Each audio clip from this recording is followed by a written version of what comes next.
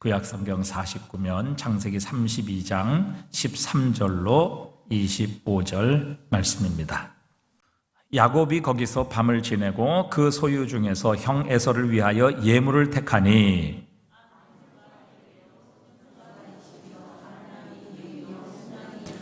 전나는 낙타 30과 그 새끼요, 암소가 40이요, 황소가 10이요, 암나귀가 20이요, 그 새끼 나귀가 10이라.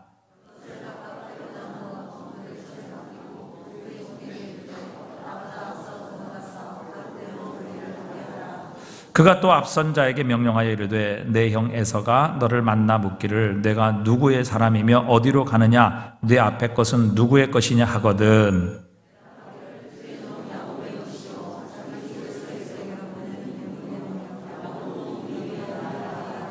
그 둘째와 셋째와 각대를 따라가는 자에게 명령하여 이르되 너희도 에서를 만나거든 곧 이같이 그에게 말하고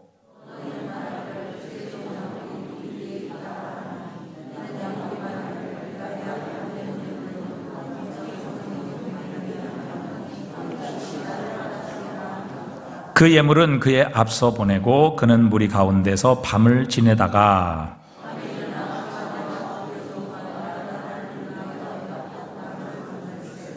그들을 인도하여 시내를 건너가게 하며 그의 소유도 건너가게 하고 함께 읽습니다. 자기가 야곱을 이기지 못함을 보고 그가 야곱의 허벅지 관절을 치매 야곱의 허벅지 관절이 그 사람과 씨름할 때에 어긋났더라. 아멘. 오늘 우리 본문의 말씀은 우리가 잘 아는 야곱의 이야기지요. 야곱이라는 사람은 형 에서의 약점, 배고픔을 이용해 팥죽 한 그릇의 장자의 명분을 속여서 산 사람이기도 하고 또 아버지 이삭에게 장자의 축복을 얻어내기 위해 형과 또 눈먼 아버지를 속이고 형의 축복을 빼앗았던 그런 사람임을 우리는 잘 알고 있습니다. 그렇게 야곱은 아버지의 축복을 얻어냈지만 사실 형 에서는 분노와 미움으로 가득 차게 되어서 자신의 것을 빼앗아간 야곱을 죽이기로 작정하지요. 마침 어머니 리브가는 이 사실을 알아채고 야곱에게 고향을 떠나 자신의 오라버니 삼촌에게로 도망하라고 일러주게 됩니다. 야곱은 삼촌 라반의 집에서 약 20여 년 동안 봉사한 끝에 그는 많은 가족과 함께 또 엄청난 축복을 받고 라반의 집을 떠나오게 됩니다. 바로 이 시점이 오늘 본문 32장의 시작이 되는 부분입니다. 자, 이제 자신의 고향으로 하나님의 음성을 따라 야곱이 돌아오게 될 때에 사실은 앞으로 자신에게 어떤 일이 있게 될지 야곱은 굉장히 불안해하고 있었습니다. 비록 그가 자식들도 많아지고 또 부자가 되어서 돌아오지만 형 에서를 만나게 될 때에 과연 어떻게 될지 그는 안절부절하고 쩔쩔매고 있었지요. 무엇보다 에서가 무장한 병력 400명을 거느리고 이쪽으로 오고 있다는 그런 소식도 종들에 의해 들리게 되었습니다. 그 에서의 공격, 에서의 분노 앞에 사실은 야곱은 전혀 손 쓸 수 없는, 자신은 그 에서의 공격에 무력한 자신임을 너무도 잘 알고 있었습니다. 에서에 의해서 자신이 그동안 20여 년을 정말 뼈 빠지게 모았던 모든 재산도 빼앗길 수 있고 자신은 물론 자신의 처자식까지도 다 잃어버리고 살해될 수도 있을 것이라는 이 두려움과 불안에 야곱은 떨고 있었던 것입니다. 그래서 야곱은 나름대로 그의 머리를 짜내서 잔머리를 굴려서 나름대로 계책과 묘안을 짜내기도 했습니다. 그래서 형 에서의 마음을 어떻게든지 조금 누그러뜨려 보려고 종과 선물을 때를 나누어서 먼저 보내기도 했습니다. 과연 그런데 이 야곱의 계책과 이 묘수가 과연 형 에서의 마음을 누그러뜨릴 수 있을 것인가? 그동안 야곱을 향해 속았고 빼앗겨왔던 이 에서의 분노를 과연 이 선물을 통해 잠재울 수 있을 것인가 하는 것입니다. 오늘 본문에 보니까 이제 모두가 다 야복강을 건너가게 되고 야곱 혼자만 남게 되는 그런 시점이 오게 되었습니다.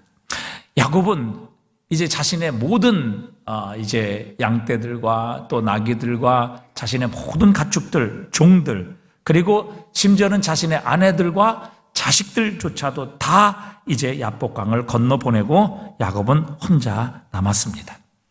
야복강에서 그는 안절부절하며 왔다 갔다 하며 잠도 이루지 못한 채 과연 나의 인생의 앞길에 무슨 일이 있을 것인지 불안해하며 불길한 예감으로 가득 차 있는 야곱의 모습을 오늘 본문은 우리에게 보여주고 있습니다.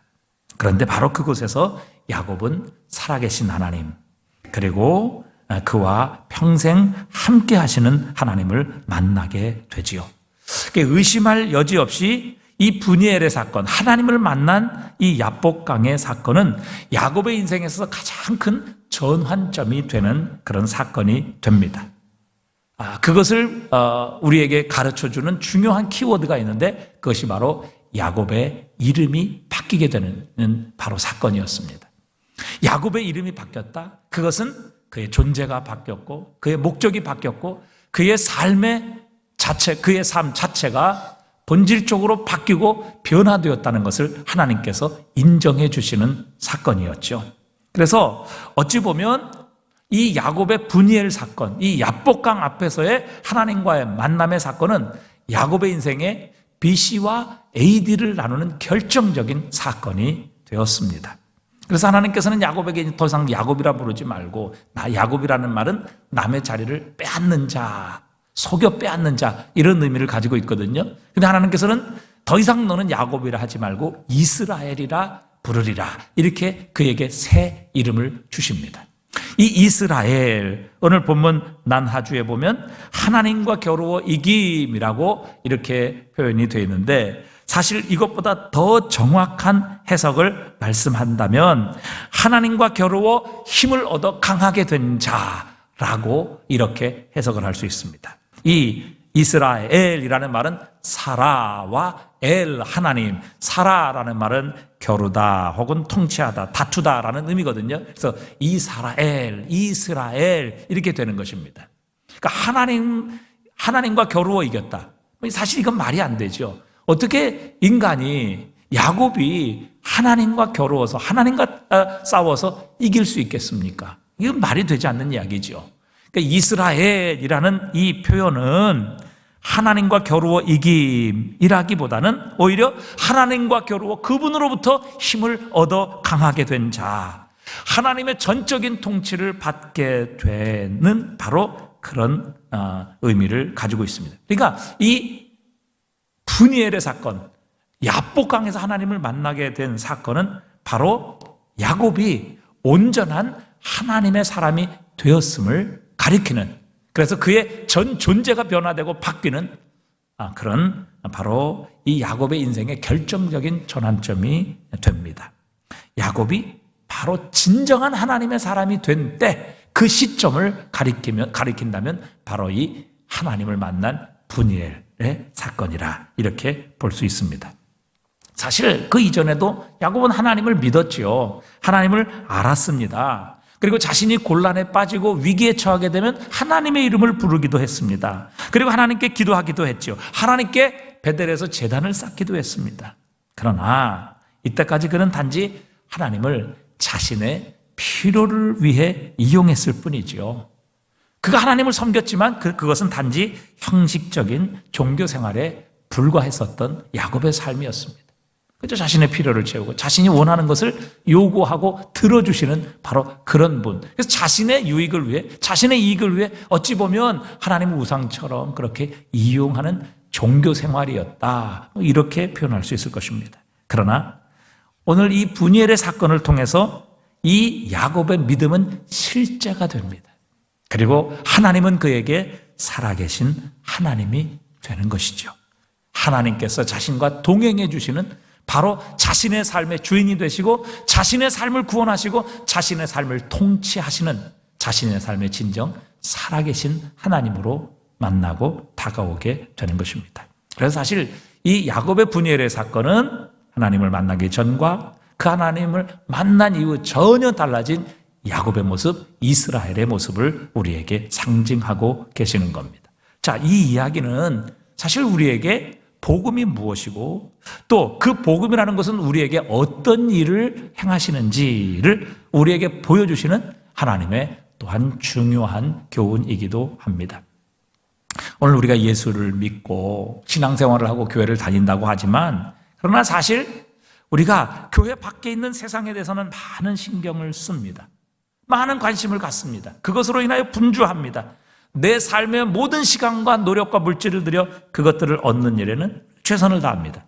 근데 사실 정작 자기 자신에 대해서는 전혀 신경 쓰지 않는 사람들이 굉장히 신앙인들 가운데 많이 있습니다. 세상에서 먹고 사는 일, 그리고 돈을 많이 버는 일, 성공하는 일, 건강하게 사는 일, 행복하게 사는 일, 사람들에게 인정받는 일, 그리고 내 꿈을 이루는 일, 내 소원을 성취하는 일, 나의 자녀들을 성공적으로 잘 키우는 일. 여러분, 이런 일에는 우리 그리스도인들에게도 거의 많은 관심이 다 그곳에 모여 있습니다. 그래서 여러분 신방을 하고 또 성도를 만나서 이야기를 하고 기도의 제목이 무엇입니까? 이렇게 여쭤보면 대부분 그래요. 건강하게 사는 것, 우리 가족 행복한 것. 이것이 다 우리가 가지고 있는 관심이요, 우리가 모든 힘과 모든 노력을 기울여서 지금 우리가 추구하고 있는 우리의 삶의 방향이고 목표이기도 합니다. 그런데 정작 자기 자신에 대해서는 그렇게 많은 관심, 많은 신경을 쓰지 않는 것을 보게 됩니다. 마치 야곱이 자신이 성공하고 세상적으로 부자가 되고 또 자신이 원하는 것을 얻어내기 위해 수단과 방법을 가리지 않는 사람이었지만 정작 자신이 하나님 앞에 어떤 모습인지, 나는 어떤 사람인지, 과연 나는 하나님과 어떤 관계를 맺고 있는 존재인지 이것에 대해서는 사실 별로 지금까지 신경 써본 일이 없는 사람입니다. 그래서 형식적으로 하나님과 관계를 맺고 자신이 필요할 때 하나님을 찾았고 하나님께 기도했고 하나님께서 복을 주셨을 때 하나님께 복을 주셨을 때 하나님께 제사를 드리는 그저 종교 생활, 하나님과의 관계가 그것이 전부였고 그런 삶으로 지금까지 살아왔던 것이죠. 여러분, 우리는 사실 하나님을 믿는 것으로 충분하지 않습니다. 우리가 정말 필요로 할 때 하나님을 찾는 것만으로 충분하지 않다는 것입니다. 그게 결코 신앙생활이 아니라는 것이죠. 여러분, 신앙에 관심을 갖고 그것을 추구하는 것만으로 우리는 결코 만족해서는 안 됩니다. 여러분, 저와 여러분은 어떻습니까? 야곱의 분이엘의 이전의 신앙의 그런 삶의 모습입니까? 아니면 살아계신 하나님을 만나서 그의 믿음이 실제가 되고 그의 인생에 하나님께서 모든 것이 되시고 하나님이 살아계셔서 나와 함께 하시는 나의 주, 나의 하나님이 되시는 그런 신앙의 삶의 모습입니까? 여러분, 이런 주님과의 진정한 만남이 없다면 우리는 하나님 앞에서 진정한 그리스도인이라 이렇게 주장하는 것이 결코 우리는 쉽지 않을 것입니다. 과연 그러면 오늘 우리는 이 본문의 말씀을 통해서 진정한 그리스도인의 체험은 어떻게 일어나는가? 과연 살아계신 하나님을 우리가 어떻게 만날 수 있을 것인가 하는 것을 우리가 이 야곱의 이야기를 통해서 우리가 함께 좀 나눠보려고 합니다. 자, 오늘 우리가 함께 나눌 이 말씀의 가장 핵심적인 포인트와 단어, 주제는 오늘 보면 24절에 있는 말씀입니다. 24절에 보니까 야곱은 홀로 남았더니 이렇게 기록하고 계십니다. 야곱은 홀로 남았더니. 사실 야곱의 하나님 체험, 이 브니엘, 하나님의 얼굴을 뵙는 이 브니엘의 체험의 시작은 바로 야곱이 홀로 남은 바로 그 시점으로부터 시작됩니다. 어찌 보면 에서의 등장, 에서의 위협, 그리고 에서에 대한 두려움의 상황이 결국 야곱을 홀로 남겨두게 만들었던 것이죠. 사실 우리는 우리 주변의 것들에 파묻혀 있어서 정작 내 자신이 홀로 있고 내 자신이 하나님 앞에 홀로 서 있는 그런 때와 그런 상황, 그런 시간을 갖지 못할 때가 얼마나 많은지 알 수 없습니다. 정작 우리 주변에 너무 많은 일에 파묻혀서 내가 누구인지를 모르고 내가 과연 하나님 앞에 어떤 모습인지 우리 자신을 잊어버릴 때가 얼마나 많은지 알 수 없습니다. 때로는요, 많은 사람들이 자신을 직업과 동일시해요. 그래서 자신의 직업에 생명을 겁니다. 우리가 흔히 대기업의 임원이 되려면 가정을 포기하든지 아니면 직장을 포기하든지 둘 중에 하나 해야 된다. 마치 직업이 자신이에요. 그럼 내 직업과 자신을 동일시하며 살아가는 그런 많은 가장들을 우리는 봅니다. 그래서 그 일에 파묻혀서 내 자신을 돌아보거나 내가 과연 어떤 영적인 존재, 어떤 영적인 상태인지, 내 자신이 누구인지, 나는 지금 어디로 가고 있고 어디서 왔는지, 또 정말 나는 하나님 앞에 어떤 존재인지를 전혀 이렇게 야곱처럼 홀로 남아서 내 자신을 발견하고 점검하고 볼 수 있는 그런 기회가 거의 없다는 사실입니다. 아니면 여러분, 평생 가족에게 묻혀서 자신을 망각하기도 얼마나 쉽습니까? 결혼을 해서 자녀를 낳고 또 아이를 키우기 위해서, 아이들을 교육시키기 위해서 정말 먹을 것 제대로 먹지 않고 쓸 것 쓰지 않고 그렇게 아이들을 위해서 또 아이들을 공부시키고, 그 다음에 이 아이들 결국 또 시집 장가 보내고 또 손주들 보고 이러다 보니까 어느덧 우리는 혼자 남게 됩니다. 그리고 지난 세월을 돌이켜보니까 우리는 아무것도 한 것이 없어요. 우리에게 아무것도 남은 것이 없는 것입니다. 내 자신을 돌아보니까 정말 내 자신을 돌아보았던 적, 내가 정말 하나님 앞에 홀로 서 있었던 적이 한 번도 없었다는 것을 그렇게 그때서야 발견하게 되는 것이죠. 그죠? 가족을 부양하고 또 가족들을 돌보며 가족들을 위해서 희생하는 것이 바로 내 자신이었다는 이런 것들을 발견할 때도 있습니다. 어떤 사람은 자신의 쾌락, 자신의 기쁨을 추구하며 살다 보니까, 또 어떤 사람은 자신의 꿈을 이루기 위해 달려가다 보니까 결국 자신은 무엇을 하며 살았는지, 그리고 나는 누구인지, 나는 과연 어떤 모습이며 어떤 상태인지 이런 것에 대해서 정작 생각해 본 적이 없는 이런 경우들이 그리스도인들 가운데서도 얼마나 많은지 알 수 없습니다. 바로 우리가 야곱이지요.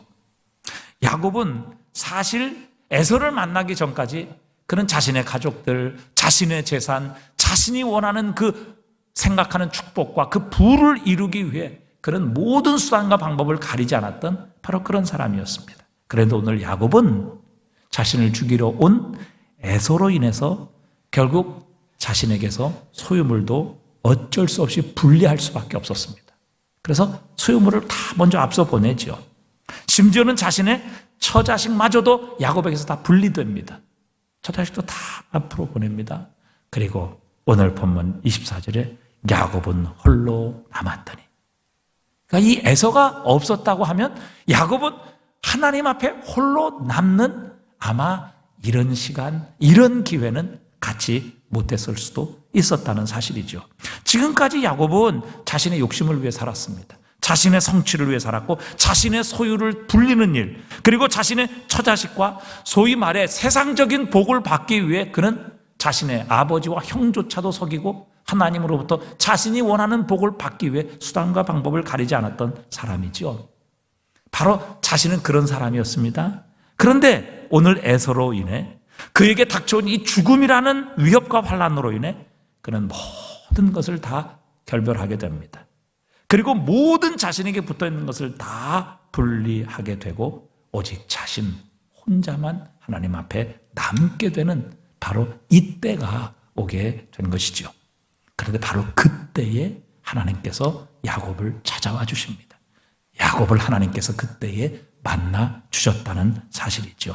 그래서 야곱이 누구인지, 네가 누구인지, 그리고 정말 그에게 필요한 것이 무엇인지. 사실 야곱은 자신이 그 욕심을 따라, 정욕을 따라 자신이 원하는 것만 얻으면 행복하고 부족함이 없는 삶을 살 것이라고 그렇게 평생을 살아왔던 사람입니다. 그래서 수단과 방법을 가리지 않고 형, 아버지조차 속이면서까지 자신이 원하던 것들을 얻으려고 했던 것이죠.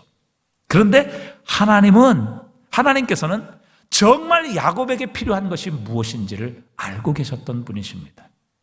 그것 가지고는 야곱이 진정 만족할 수 없고 그것으로는 진정 행복할 수 없으며 그것으로는 진정 하나님의 진정한 기쁨과 만족을 누릴 수 없다는 것을 하나님은 알고 계셨던 것이죠.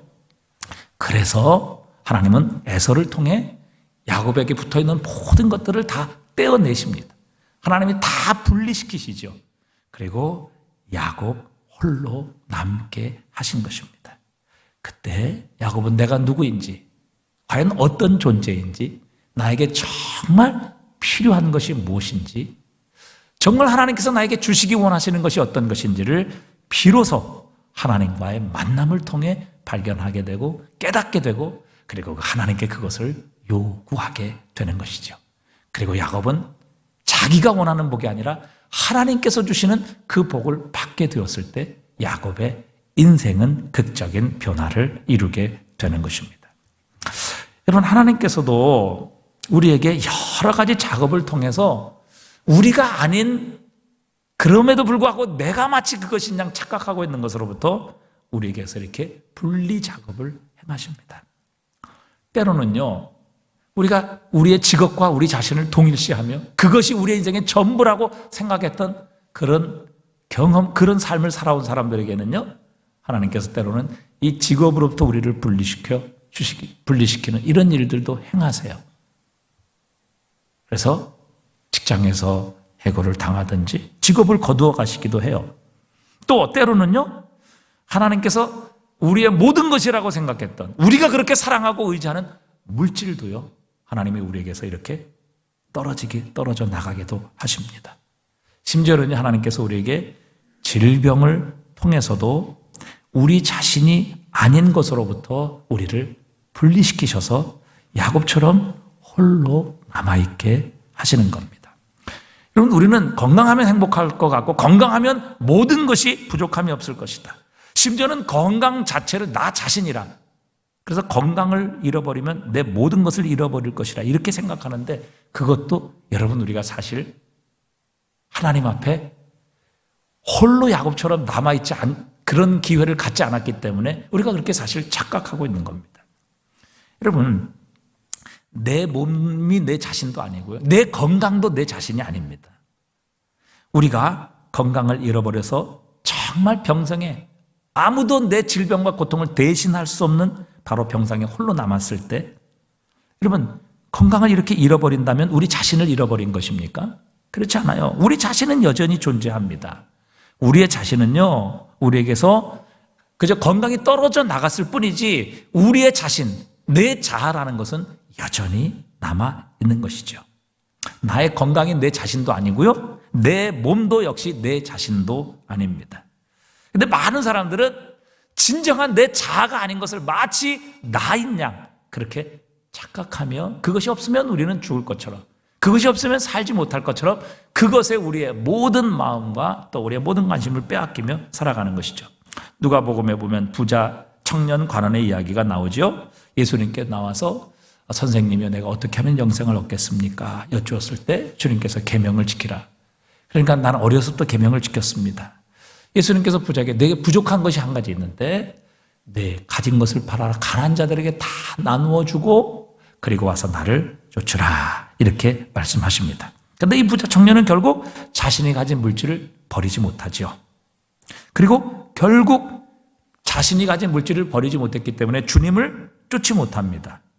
여러분, 왜 이 부자 가난은 영생을 얻고 싶었는데 주님께서 주시기 원하시는 이 영생을 얻지 못했느냐 하는 것입니다. 이 부자 청년은요, 자신이 가진 물질이 자신이라고 생각했던 거예요. 그게 내 자아고 그게 내 모든 것이라고 그렇게 생각을 했던 겁니다. 그래서 만약에 내가 가진 내 모든 것이라고 생각하는데 물질이 나에게서 떨어져 나간다면, 이 물질을 내가 포기한다면 나는 모든 것을 잃을 것이다. 내 정체성은 무너지게 될 것이며 나는 결코 살아갈 수 없을 것이다. 이렇게 그 물질과 자신을 동일시하며 살았던 사람입니다. 그러나 주님께서는 분명히 그에게 가르쳐 주십니다. 그가 가지고 있는 물질과 그 부자 청년의 자아는 다른 것이라는 것을 주님은 알게 하십니다. 그가 진정 물질을 버리고 야곱처럼 홀로 하나님 앞에 설 때에 자신에게 필요한 것이 무엇이고 자신이 누구인지를 분명히 보게 될 것이고, 그때 그는 주님을 얻게 될 것이고, 그가 주님을 얻게 되면 그는 모든 것을 잃어버린 것이 아니라 주님으로 인하여 모든 것을 얻게 될 것이라는 것을 주님은 그에게 제안하고 계셨던 것이죠. 결국 그는 물질을 자신이라고 생각한 겁니다. 물질에서 자신의 정체성을 그렇게 발견한 것이죠. 그래서 나는 물질이 없으면 살아갈 수 없고, 물질이 없으면 나는 무너질 것이고, 물질이 없으면 나는 내가 될 수 없다, 이렇게 생각을 했기에 결국 물질을 버리지 못해 예수님이 주시는 진정한 하나님의 구원을 잃어버리게 된 것이죠. 우리는 내 주변과 세상의 것에 사실 너무 많은 관심을 빼앗겨서 나는 누구인지, 나에게는 진짜 영원한 생명이 있는지, 그리고 이 인생이 다 지나가게 되면 나에게는 어떤 일이 생겨나게 될 것인지, 이런 질문을 우리 스스로에게 던지는 일이 거의 우리에게 없습니다. 온통 세상 것, 그리고 온통 세상 사람들이 관심을 갖는 것, 또 온통 우리의 육체적인 쾌락, 이런 것들에 관심이 쏠려서 야곱처럼 어떻게 하면 부자가 되고, 어떻게 하면 남보다 더 잘 나가고, 어떻게 하면 더 많은 자식을 얻어서 번성하게 될 것인가, 이런 것에 관심을 빼앗겨서 진짜 중요한 내 자신에 대해서는 생각하지도 않고 돌아보지도 않고, 또 내 자신이 누구인지, 나에겐 진짜 영원한 생명이 있는지, 그리고 이 모든 삶이 끝나고 나면 내 인생이 이제는 마지막 종지부를 찍는 그날 나는 과연 어디로 갈 것이고, 나의 과연 영원한 생명은 어떻게 될 것인지, 이런 것에 대해서는 우리가 사실 많이 관심을 갖지 않게 된다는 사실이죠. 그러다가 갑자기 병이 듭니다. 하나님께서 그가 하던 사업에서 그를 분리시키십니다. 그의 소유물과 관심사에서 그를 떼어놓으십니다. 돈도 빼앗아 가시고, 친구도 떠나가게 하시고, 사랑하는 사람도 우리에게서 빼앗아 가시기도 합니다. 그런데 왜 하나님께서는 야곱에게 이런 일을 일어나게 하셨을까 하는 것입니다. 여러분, 결국 야곱에게서 그의 소유, 그의 자식, 그의 아내, 이 모든 것이 분리되었을 때 야곱은 절대적으로 자기가 혼자라는 사실을 깨달았고, 그리고 자신에게 정말 필요한 복이 무엇인가를 깨닫게 되어 살아계신 하나님으로부터 그것을 얻게 되는 축복을 누리게 됩니다. 여러분, 복음은요, 철저히 개인적입니다. 우리는 결국 나의 믿음으로 구원을 받습니다. 우리 개인의 삶을 가지고 하나님 앞에 서게 될 것입니다.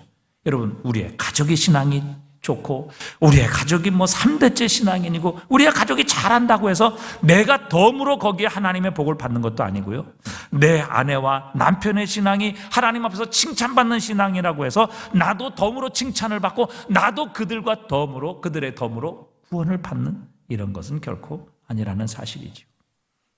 여러분, 제가 목사의 타이틀을 가지고 있다고 해서 하나님 앞에 어떤 유리한 고지를 점하겠습니까? 목사의 자식이라고 해서 하나님 앞에 섰을 때 어떤 혜택이 있겠습니까? 그런 것이 아니죠. 여러분, 좋은 부모님 밑에서 자랐다고 해서 그 부모님의 선과 구원이 나에게 혜택으로 전해진다면 얼마나 좋겠습니까? 그러나 하나님의 구원은 결코 그렇지 않습니다. 물론 좋은 환경은 하나님의 축복이요, 은혜지요. 하지만 구원은 개인이 하나님으로부터 받는 것입니다. 여러분, 우리는 혼자 태어납니다. 혼자 죽습니다. 그리고 우리는 하나님 앞에 혼자 서게 될 것입니다. 고린도후서 5장 10절입니다. 한번 다 같이 읽어봅니다. 이는 우리가 다 반드시 그리스도의 심판대 앞에 나타나게 되어 각각 선악간에 그 몸으로 행한 것을 따라 받으려 함이라. 아멘. 여러분, 우리가 가족 단위로 선악간에 그 몸으로 행한 것을 따라 받으려 함이라 말씀하지 않으세요? 각각 교회별로 선악간에 그 몸으로 행한 것을 따라 받으려 함이라, 이렇게 하나님은 말씀하시지도 않으세요. 하나님은 분명히 말씀하십니다. 우리가 다 반드시 그리스도의 심판대 앞에 나타나게 되어 각각 우리 한 사람이 선악간에 그 몸으로 행한 것을 따라 받으려 함이니라, 우리에게 말씀하십니다. 여러분, 우리 각자가 하나님 앞에 서게 될 것입니다. 우리 각자가 우리 자신이 행한 일로 인하여 하나님 앞에 심판을 받게 될 것입니다. 여러분, 하나님은 우리가 말하고 행한 모든 것을 알고 계시고, 그 모든 것에 대해서는 각자가 책임을 질 것입니다. 나는 안 했는데 내 남편이 잘못하고 내 아내가 잘못해서 내가 벌을 받는 이런 일 없을 것이고요.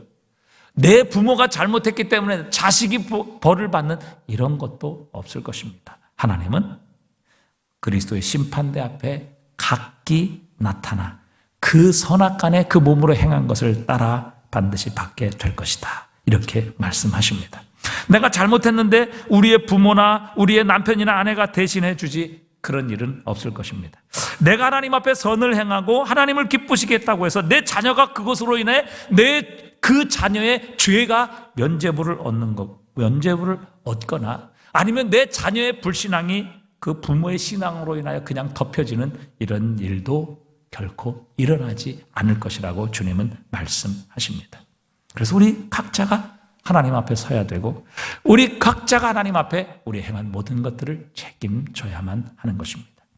그래서 우리의 신앙에 있어서 가장 중요한 것은 바로 우리 자신의 문제입니다.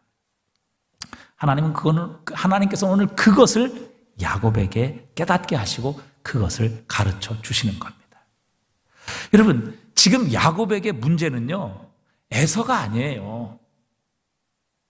야곱에게 문제는요, 그의 재산을 빼앗기는 것도 문제가 아니라고요. 그의 아내들이나 그의 자식들이 에서에 의해서 죽임을 당하는 거, 하나님께는요, 야곱에게 그게 문제가 아니에요. 야곱에게서 가장 중요한 문제는 바로 야곱 자신이라는 사실입니다. 그래서 하나님께서는 이제 에서라는 시련을 통해 야곱 자신을 홀로 세우시는 겁니다. 야곱 자신을 하나님 앞에 세우시는 겁니다. 그가 지금까지 자신이라고 생각하고 자신과 동일시했던 모든 이 욕심으로 점철된 자신의 마음, 그리고 세상의 부요함과 영광으로 인하여 그동안 볼 수 없었던 자신의 모습을 이 에서라는 존재를 통해, 에서라는 이 도구를 통해서 하나님께서는 야곱에게서 이 모든 것을 다 분리시키심으로 그가 하나님 앞에 서게 될 때 자신이 책임져야만 하는 바로 그 진정한 자아의 모습, 자신의 모습을 하나님이 보게 하시는 겁니다. 바로 그 자신의 모습, 바로 그 자아가 하나님을 만나게 될 때 우리의 인생에 진정한 변화가 일어나는 것입니다. 우리의 인생에 진정한 터닝 포인트가 일어나게 되는 것이죠. 그러니까 여러분, 우리가 예수님을 만났다, 은혜 받았다, 그래도 변화되지 않는 이유가 뭡니까? 바로 이 가장 중심에 있는 자아가 예수님과 바로 이렇게 스파크가 일어나지 않았기 때문이에요. 내 자아가 직접적으로 살아계신 주님을 만나지 않았기 때문에 내 인생의 야곱과 같은 본질적인 모습이 변화되지 않는 것입니다.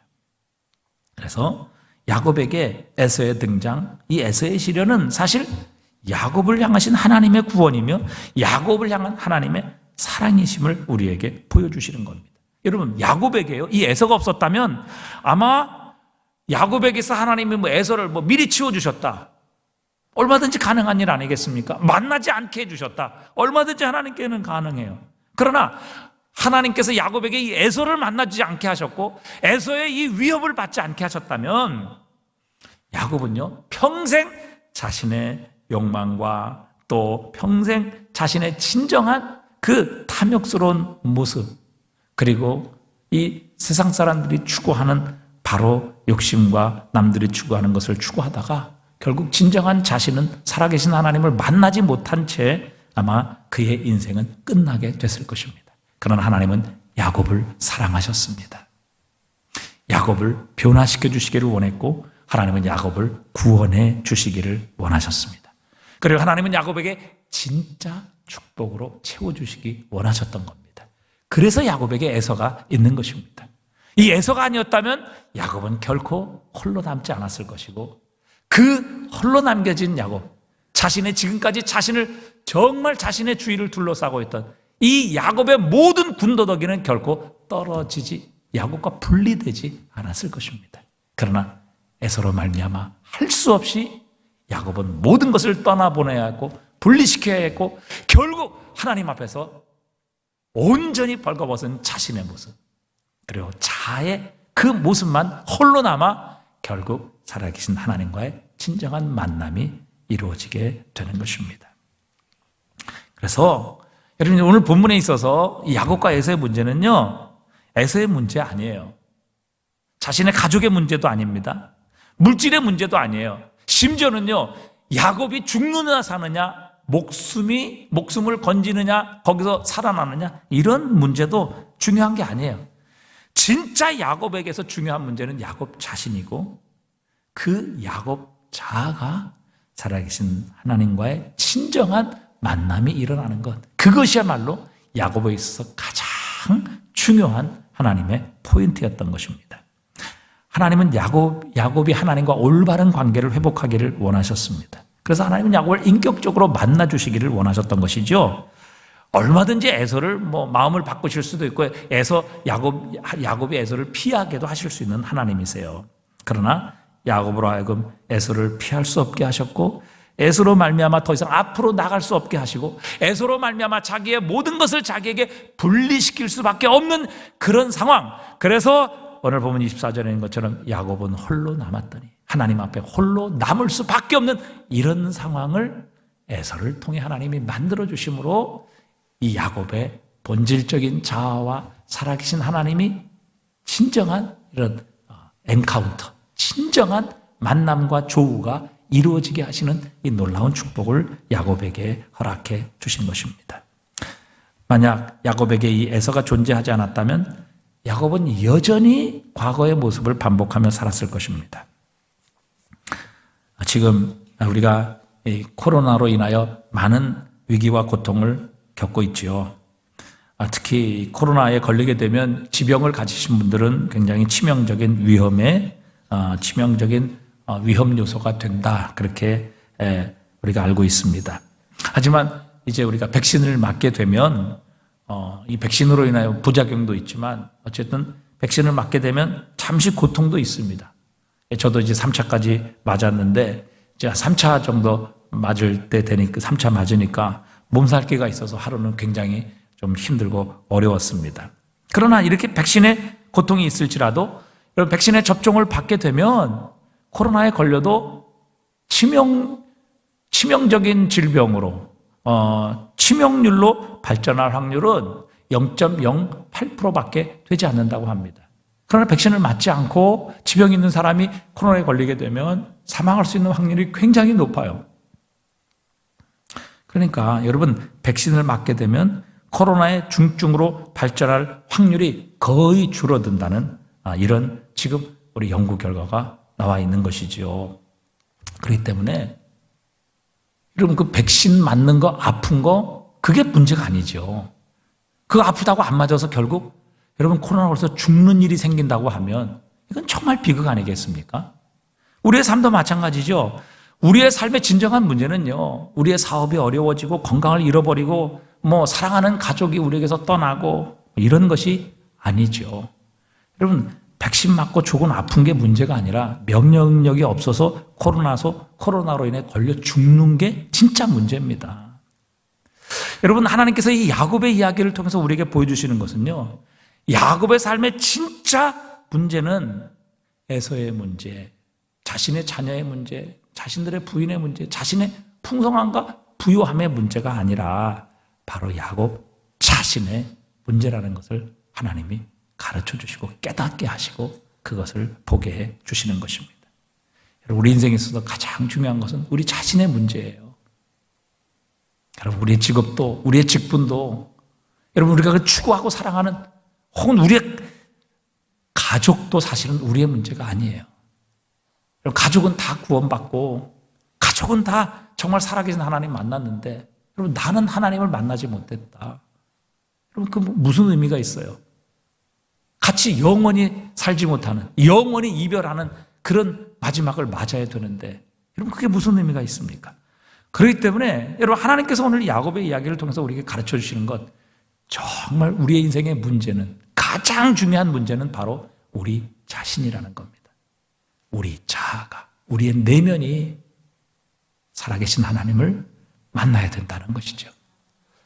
그것이 없이는요, 우리는 지금 엉뚱하고 허황된 것에 우리의 마음과 생각과 우리의 시간과 삶을 드리고 마치 그것이 나인 것처럼, 그것을 가지면 정말 우리는 행복하고 구원받는 것처럼 그렇게 착각하고 살아가다가 마지막에 가서 모든 것을 잃고 이제 죽음 앞에 설 때는 그때 가서 진정 우리의 이 벌거벗은 모습, 그리고 우리의 이 가난하고 비참한 모습을 발견하게 되는데, 그때 가서 어떻게 돼요? 늦은 거죠. 그때 늦은 거죠. 우리의 삶을 어떻게 돌이킬 수 있겠습니까? 야곱도 만약에 하나님께서 이 에서를 여기에 세워주시지 않았다면 아마 야곱도 평생 이런 모습으로 살아가다가 인생이 끝났을 것입니다. 그러나 하나님께서 이 야곱으로 하여금 에서를 만나게 하시고 에서를 세워주심으로, 야곱은 에서 만나기 싫었겠죠. 뭐 그가 반갑고 즐거웠겠습니까? 정말 죽도록 싫었겠죠. 그러나 하나님께서 에서를 만나게 하시지 않는 이상 야곱은 홀로 남는 이런 기회는 없었을 것이고, 홀로 남아서 살아계신 하나님을 정말 만나 그의 인생이 믿음이 실제가 되고, 그리고 살아계신 하나님이 자신의 하나님, 나의 하나님이 되시는, 이스라엘의 하나님이 되시는 이 진정한 축복을 야곱은 결코 맛보지 못했을 것이라는 사실입니다. 하나님은 오늘도 저와 여러분을 사랑하십니다. 그래서 저와 여러분에게 에서를 세우시는 겁니다. 에서를 만나게 하시는 겁니다. 우리의 길 앞에 에서를 피하지 않고 없애지 않으시고 우리에게 그 에서를 세워주시는 겁니다. 그래서 우리가 의지하고 우리가 생각하고 사랑하고 추구하고 하는 모든 것들을 결국 우리에게서 하나님이 다 떨어뜨려 버리시고 분리시키시고, 하나님 앞에선 내 자신의 바로 이 모습, 내 홀로 남은 자아의 모습을 가지고 하나님 앞에 서게 하셔서 내가 하나님 없이는 살아갈 수 없는 존재라는 것, 하나님의 복이 없이는 결코 나는 구원받을 수 없다는 것, 이것을 하나님이 깨닫게 하시고 발견하게 하심으로 나의 삶을 진정 터닝 포인트의 순간으로 만들어 주시는 것이죠. 여러분, 야곱이 자기가 원하는 거 다 얻었다고 생각해 보세요. 뭐 다 얻었죠. 자식도 12명이나 돼, 부인도 4명이나 돼. 여러분, 소떼 양떼 얼마나 가쁩니까? 그런데 진짜 야곱은 살아계신 하나님을 만나지 못한 거예요. 여러분, 그 상황에서 그가 가진 모든 것이 야곱에게 구원이 되겠습니까? 그것이 과연 야곱을 영원한 생명으로 인도할 수 있겠어요? 그것이 야곱을 하나님의 나라로 인도할 수 있겠느냐 하는 것이죠. 그렇게 생각하고 있었다면 야곱은 속고 있는 겁니다. 그런데 그 속고 있는 야곱을 하나님은 진정 그것이 잘못된 것이고 네가 지금 속고 있다는 것을 깨닫게 하시기 위해서 에서를 세우셔서 그 모든 것들을 야곱에게서 다 이렇게 떨쳐내시고 분리시키시는 겁니다. 그리고 내가 지금 축복이라고 생각하는 그것이 진정한 축복이 아니라, 진정한 축복은 바로 하나님께 있고 그 하나님을 만나게 될 때에 진정한 복이 너에게 임한다는 것을 하나님 가르쳐 주시기 위해 오늘 이 에서를 세우시고 등장시키시고 그에게서 없애지 않으신 거거든요. 여러분, 우리 인생에서 가장 중요한 문제는 바로 우리가 예수 그리스도로 말미암아 구원을 얻는 것입니다. 그런데 정작 예수 그리스도는 만나지 못한 채, 정말 예수 그리스도는 나의 주, 나의 하나님이시라고 그렇게 고백하지 못한 채 그저 종교 생활을 하고 내가 필요할 때만 그분을 찾고 내가 원하는 대로 이루어주지 않으시면 불평하고 원망을 내뱉는, 마치 그분을 우리의 종처럼 우리의 우상처럼 대하는 이런 신앙생활을 하다가 여러분, 우리 인생이 끝나게 된다면 과연 우리가 천국 갈 수 있겠느냐? 과연 정말 하나님이 우리에게 주시기 원하시는 그 영원한 하나님의 나라 우리가 들어갈 수 있겠느냐 하는 것이죠. 여러분, 하나님은 우리의 종이 아닙니다. 그분은 하나님이십니다. 그분은 우리의 구주이십니다. 예수님만이 우리를 구원하실 수 있습니다. 하나님만이 우리에게 주실 수 있는 축복이에요. 우리가 원하는 세상의 모든 것을 다 얻는다 할지라도 예수님을 영접하지 못한다면, 예수님을 우리의 구주로 선물로 받지 못한다면, 그분을 통해 영원한 생명을 얻지 못한다면 다른 우리가 가지고 있는 모든 야곱의 자녀들, 아내들, 물질들, 부요함들, 종들, 그 어떤 것도 야곱을 하나님께로 인도할 수 없었을 것입니다. 그러나 하나님께서 에서를 통해 모든 것 다 분리시키시고 정말 벌거벗은 모습으로 오직 혼자 남은 야곱을 통해 하나님과 대면하게 하심으로 진정한 구원, 진정한 축복은 하나님께로부터 온다는 것을 하나님은 야곱에게 깨닫게 하신 겁니다. 그래서 여러분, 어려움이 찾아오고 우리에게 에서가 지금 내 앞에 서 있다고 하면 여러분, 우리에게 군더더기처럼 붙어있는 모든 것들을 다 우리에게 분리시킬 때입니다. 다 내려놓으실 때입니다. 그리고 여러분, 진정 살아계신 하나님을 만나셔야 합니다. 그때에 우리의 인생의 터닝 포인트가 시작되는 것입니다. 우리의 삶에 진정한 변화가 일어나게 되는 것입니다. 그것이 바로 구원받은 그리스도인의 모습입니다. 우리가 여기까지 가지 못하기 때문에 사실은 뭐예요? 신앙생활이 종교생활입니다. 하나님을 믿나, 저 부처님을 믿나, 뭐 어디 가서 무당을 섬기나, 그렇게 우리의 삶에 큰 변화나 차이가 없어요. 왜? 하나님도 똑같이 그렇게 뭐 부처님처럼 무당처럼 그렇게 섬기기 때문에. 왜? 이 에서를 통해서 야곱처럼 홀로 남아 정말 하나님만이 나의 복이시고 나의 구원을 주시는 분이시며 그분만이 나에게 진정한 복을 주실 수 있는 분이라는 이 하나님과의 진정한 엔카운터가, 만남이 사실은 우리에게 없는 거예요. 자꾸 에서 만나면 피해 도망 다니려고 그러고 어떻게든지 그거 만나지 않게 해달라고 하나님께 기도하고, 결국 그러다가 뭐예요? 우리의 인생은 변화되지 않은 채 마지막 종말, 우리의 개인적인 종말을 맞이하게 되는 이런 일들이 바로 우리 그리스도인들에게 일어나게 되는 것이죠. 사실 하나님은 이 에서를 통해 하나님 야곱을 얼마나 사랑하시는지, 그리고 하나님께서 얼마나 야곱에게 진정한 복을 주시기 원하시는지, 그래서 우리가 이제 다음 시간에 살펴보겠습니다만 야곱이 하나님께 씨름을 하고 하나님께 간구하잖아요. 뭐라고 간구합니까? 밤새도록 하나님께 그렇게 말씀드리죠. 당신이 내게 축복하지 아니하면 가게 하지 아니하겠나이다. 이 축복이 뭐예요? 여러분, 이미 야곱은 복을 받을 대로 받은 사람이에요. 예? 자식도 12명이나 되죠. 아내도 4명이죠. 여러분, 가축이나 이건 갑부예요, 갑부. 당시에. 근데 왜 뭐 하나님께 무슨 또 복을 달라고 그래요? 여러분, 이 야곱이 만난 하나님은요, 야곱이 하나님을 만났을 때 야곱은 뭐예요? 하나님만이 주실 수 있는 복으로 나를 채워 주십시오. 자신의 모든 것이 떨어져 나간 야곱, 하나님께서 자신에게서 모든 것을 분리시켰을 때 자기는 빈 껍데기라는 것을 깨닫고 오직 하나님만이 자신을 구원하시고 하나님만이 자신의 복이시라는 것을 비로소 발견하고 하나님으로부터 진정한 축복을 야곱이 요청하는 겁니다. 그때 하나님께서는 야곱에게 이름을 바꿔주시며 그의 존재의 변화를 확인시켜 주시는 것이죠. 오늘 24절, 야곱은 홀로 남았더니 어찌할 수 없이 홀로 남을 수밖에 없었습니다. 왜? 하나님께서 에서를 야곱 앞에 세워두셨기 때문에. 오늘 우리도 하나님 앞에 홀로 서야 합니다. 우리가 가지고 있는 타이틀, 목사라는 타이틀도, 직분자라는 타이틀도, 사회에서 가지고 있는 타이틀도, 여러분, 그게 우리를 구원할 수 없어요. 그게 하나님 앞에 우리를 자랑할 수 없고, 결코 그것이 우리로 하여금 하나님 앞에 우리의 죄를 가릴 수 있는 것 아니에요. 우리를 하나님 앞에 영광스럽게 할 수 없습니다.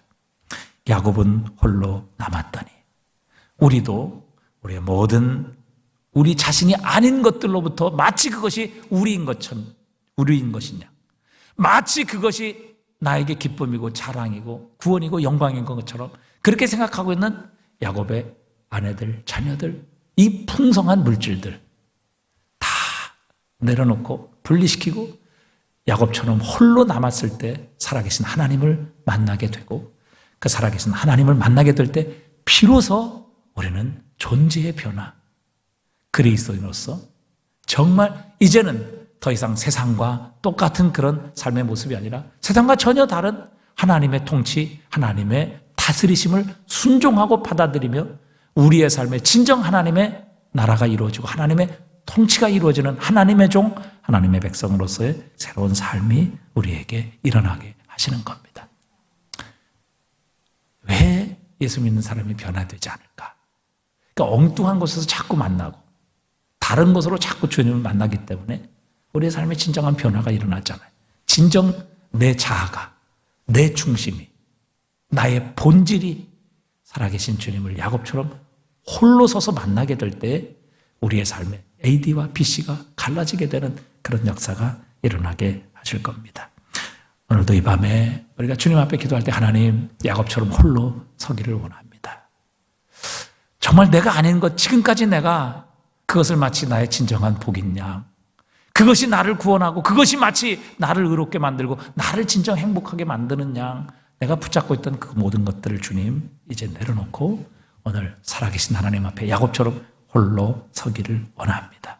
주님 만나 주시옵소서. 그때 진정한 여러분 그리스도인의 본질적인 변화, 삶의 변화가 일어나게 하십니다. 오늘 이 놀라운 야곱의 푸니엘의 경험이 오늘 저와 여러분의 경험이 되실 수 있기를 주님의 이름으로 축복합니다.